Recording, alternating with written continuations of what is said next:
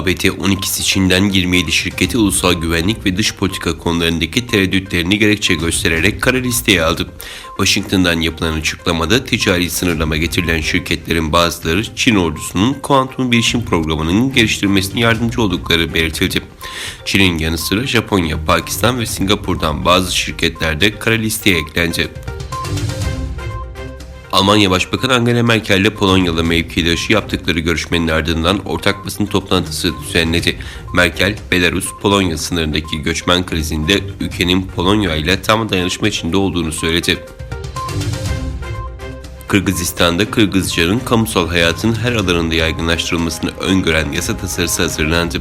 Kırgızistan'da Devlet Dili Ulusal Komisyonu uzmanlarınca hazırlanan Kırgız Cumhuriyeti'nin devlet dili hakkındaki yasa tasarısında Kırgızcanın resmi dil olarak statüsünün anayasada yer aldığına, egemen Kırgız Cumhuriyeti'ni oluşturan halkın dili ve ülkedeki etnik halkların iletişim dili olduğuna yer verildi. Avrupa ülkelerinde koronavirüs salgınında günlük vaka sayılarının endişe verici artış nedeniyle hükümetler tedbirlerini yeniden artırıyor. Fransa'da Covid-19'la mücadele kapsamında bugünden itibaren halka açık kapalı alanlarda maske takma zorunluluğu getirildi.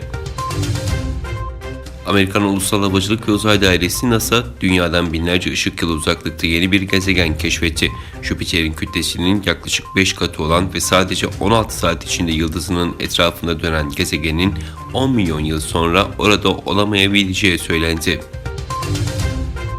Batı kültürünün halk tarafından benimsenmesini engellemek amacıyla sert tedbirlere başvuran Pyongyang yönetimi, Squid Game dizisini ülkeye sokmakla suçlanan bir kişiyi idam cezasına çarptırdı. Squid Game dizisini satın aldığı tespit edilen bir lise öğrencisi ise ömür boyu hapse mahkum edilirken, seriyi izleyen diğer 6 öğrenciye de 5 yıl ağır işlerde çalışma cezası verildi. Kasım ayında yayınlanan bir rapora göre 100'ü aşkın uluslararası firma Çin'deki pamuk endüstrisinin pamuğun nereden geldiğini gizlemesi nedeniyle Doğu Türkistan'daki Uygurların zorla çalıştırılarak ürettiği pamuk ürünlerini satma riskiyle karşı karşıya.